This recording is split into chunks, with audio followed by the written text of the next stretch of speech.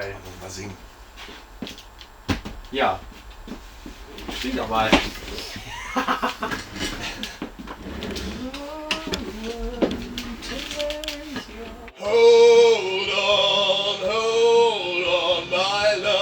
Bevor Chris mit den Gesangsaufnahmen angefangen hat, haben wir uns da intensiv abgestimmt, um die richtige Mikrofonauswahl zu treffen. Er hat dieselben Passagen ein paar Mal mit verschiedenen Mikros aufgenommen, die wir zur Verfügung hatten.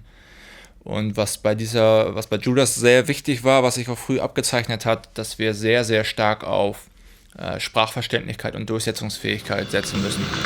Jo. Wollen wir doppeln?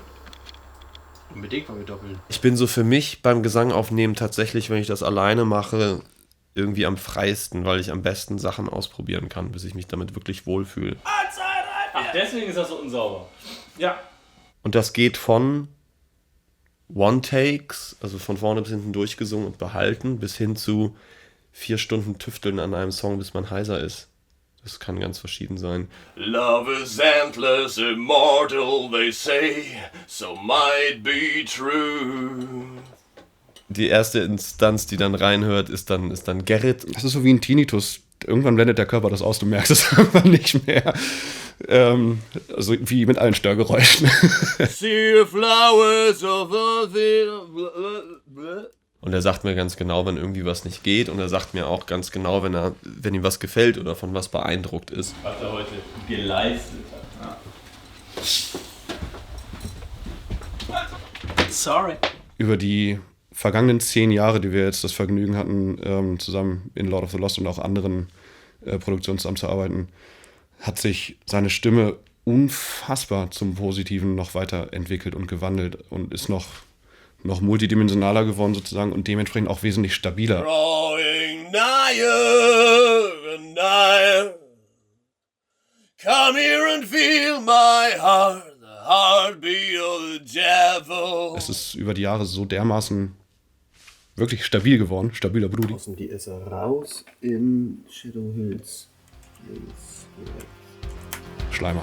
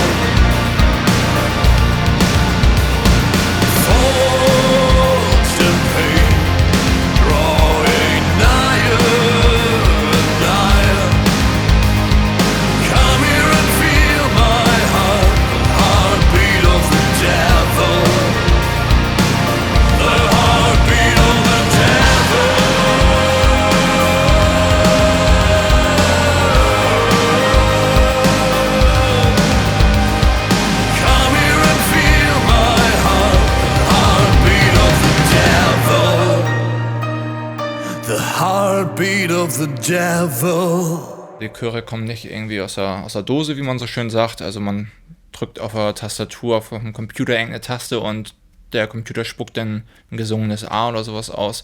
Sondern diesmal wird ein echter Chor aufgenommen. Das ist unser Chor, das ist ein Chor, den nur wir haben. Den wirst du auf keiner anderen Produktion hören. Bei Software ist das Problem, die Software kann sich jeder Hans und Franz kaufen. Der einfachste Grund ist, weil es besser klingt. Weil die menschliche Stimme ist ja eigentlich das, wo wir alle den direktesten Bezug zu haben. Und man merkt natürlich schon, ob so ein Chor aus der Dose kommt oder ob er wirklich gesungen ist, weil es viel lebendiger, viel organischer ist alles.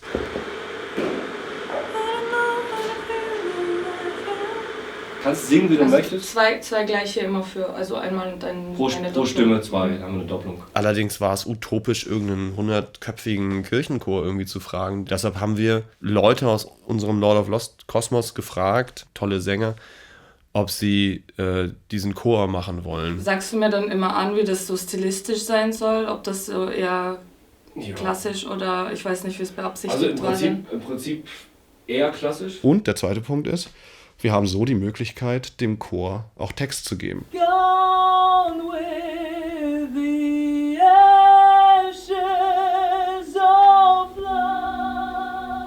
Was auch wieder im Songwriting Camp riesige Möglichkeiten aufgemacht hat. Wir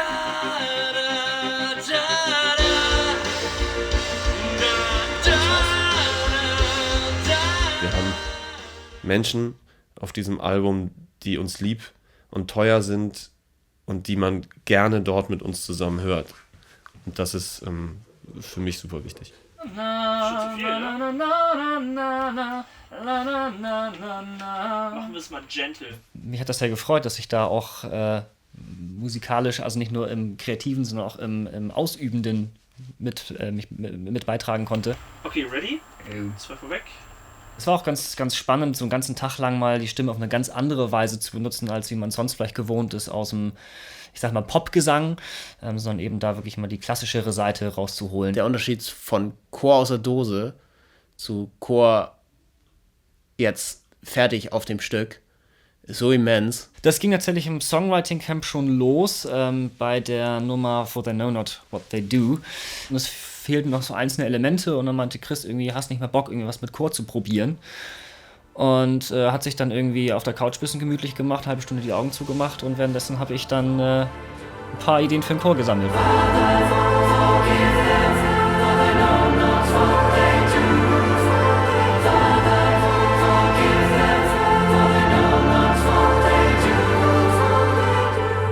Krasser Scheiß, Alter.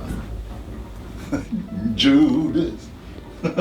Man kann Streicher natürlich auch in Deutschland aufnehmen, aber ich hatte durch eine Produktion für Joachim Witt einen Kontakt zum Studio in Sofia in Bulgarien, weil wir da diese wunderbare Gergana Dimitrova aufgenommen haben. Eine Stimme wie aus einem Film-Soundtrack. Mein Wunsch auch war, dass man Gergana auch auf unserem Album hört.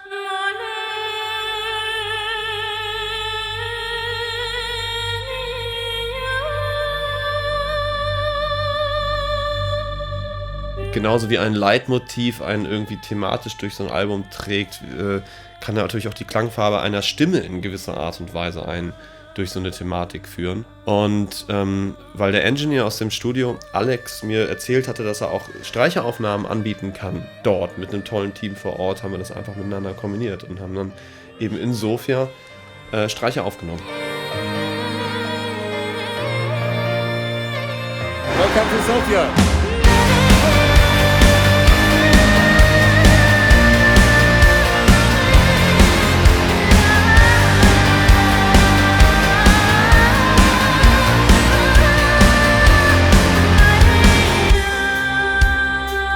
Es war klar, dass an Streichersätzen nur Celli und Bratschen zur Verfügung stehen werden, sodass man von Anfang an die Songs auch darauf zuschneiden konnte, dass sie in dieses vorgesetzte Soundgewand passen werden. Wir haben bewusst keine Geigen genommen.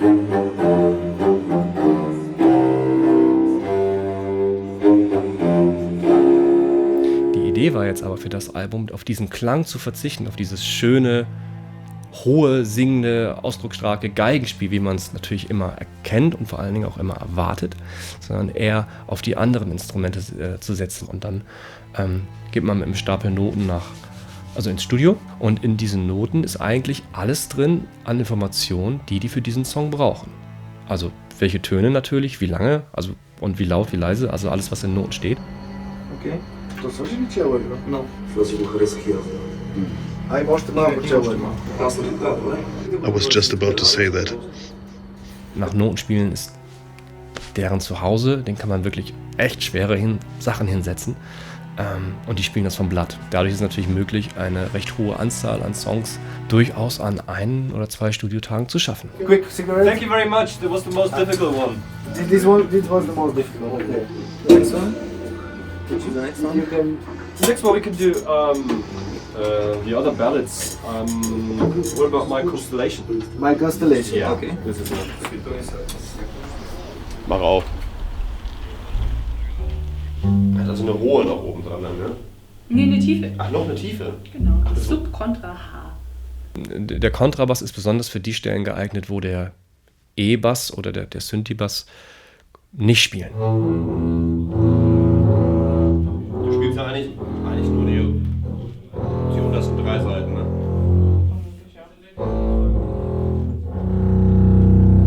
Oder die doppeln sich. Man muss sich so ein bisschen vorstellen wie so ein Malkasten. Also man hat ja im tiefen Bereich der Musik hat man ja verschiedene Instrumente, also so ein Synthi-Bass, dann halt Klaas am E-Bass, Natürlich manchmal auch tiefe Gitarren und ein Kontrabass. Und natürlich können die alle nicht unterschiedliche Sachen spielen, sonst wird der ganze Bassbereich ja totales Chaos.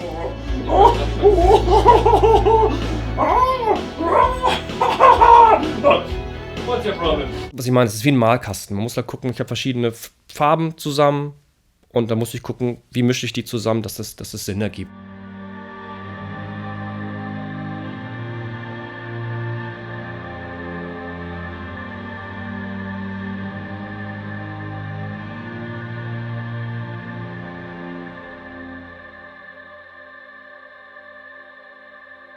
Aber dann ist es immer noch eine Szene, die man ohne O-Ton verwenden kann.